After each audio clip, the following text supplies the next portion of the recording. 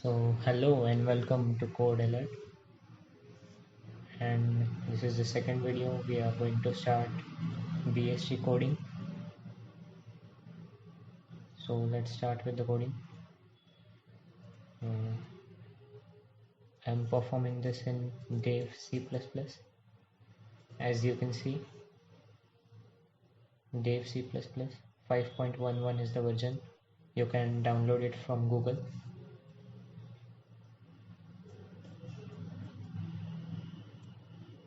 I've included stdio.h input output standard library, and now I'm going to include stdlib, which will require for dynamic programming, that is using calloc, malloc, everything. So let's move further. Now here we have to define a structure in the sense, what will this structure consist? It will consist the key as well as the data which you want to store along with the key. Like, I'll show you a tree which we have seen in the last lecture. If you have not seen the last lecture, please visit it and then come here. So this is the tree, and you can see here 8, 10, 14, 3, 6, 4, 7, 1. So along with this 8 or 10 or 14, if you want to store a data, you can store that data using a structure. So I will define that structure. Let's name it as item type.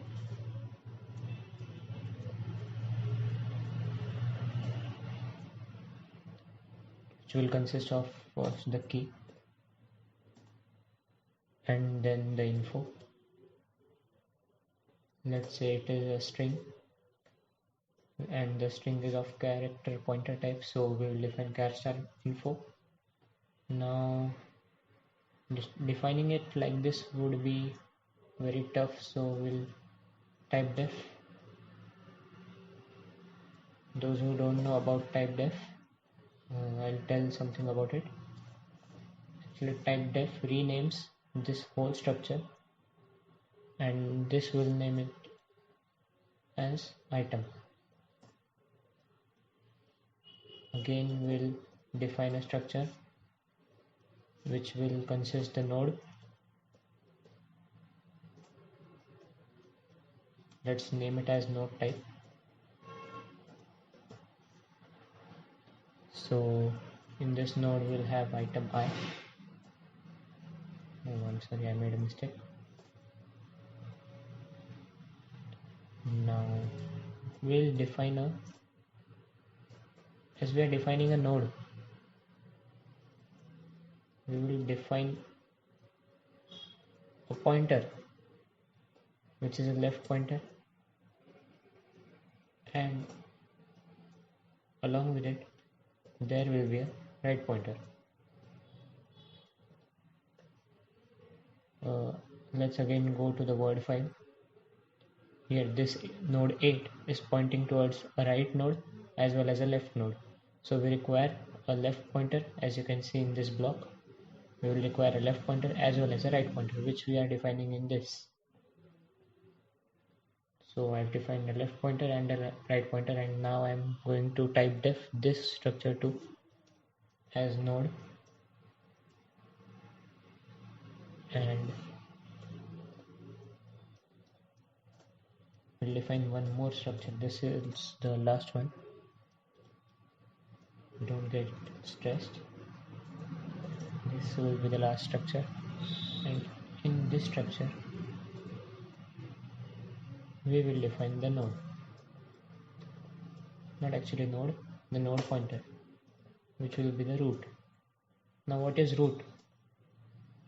As in case of this tree, the root is 8.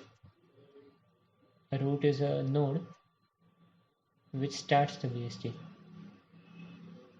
So if we have to provide a root to the BST for the further processing, and we'll again define this as tree.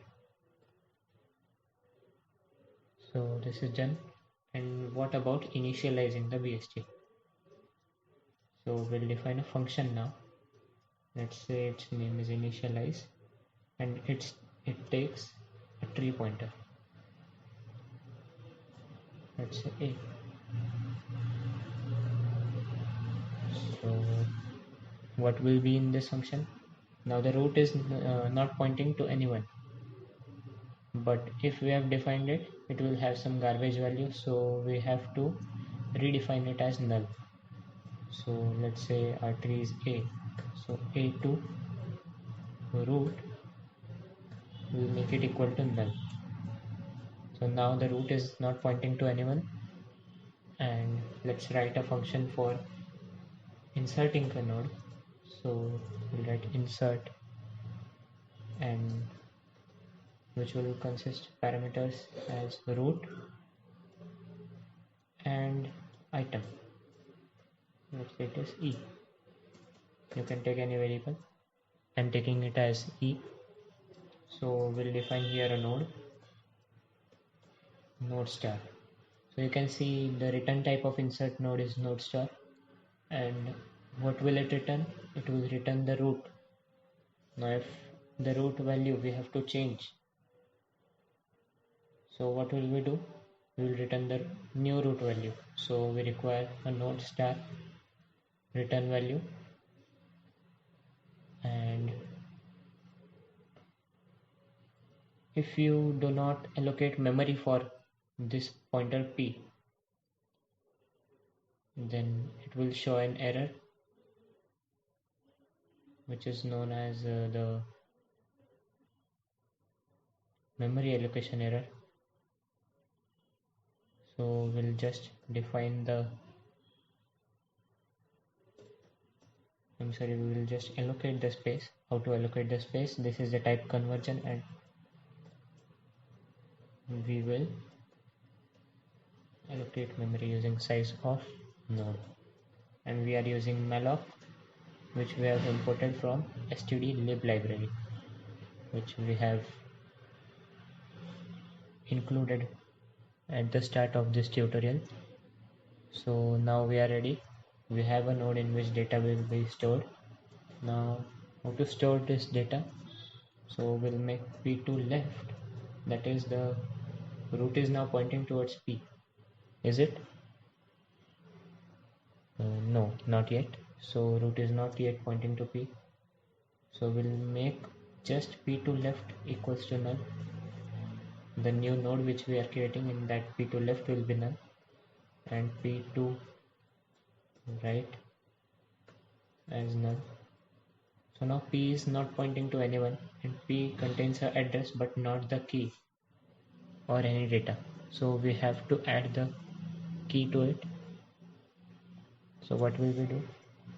We'll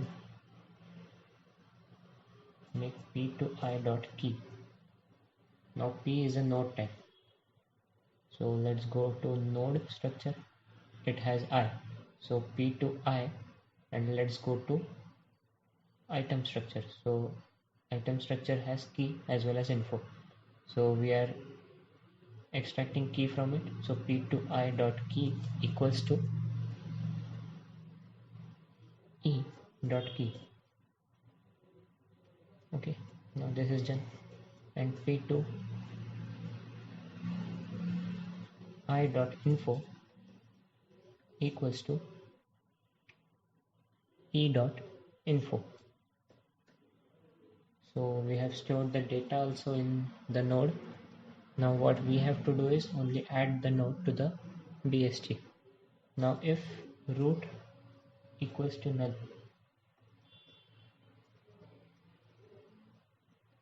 then what will happen? If root is equal to null, we will just allocate the address of P to root. If there is no node, we will just allocate P to root, and we'll add an else block here. Now if root to I dot key is less than E dot key,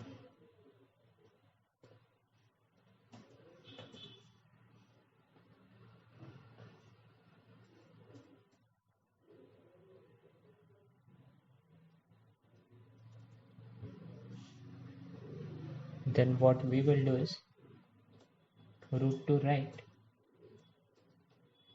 equals to insert root to left comma e.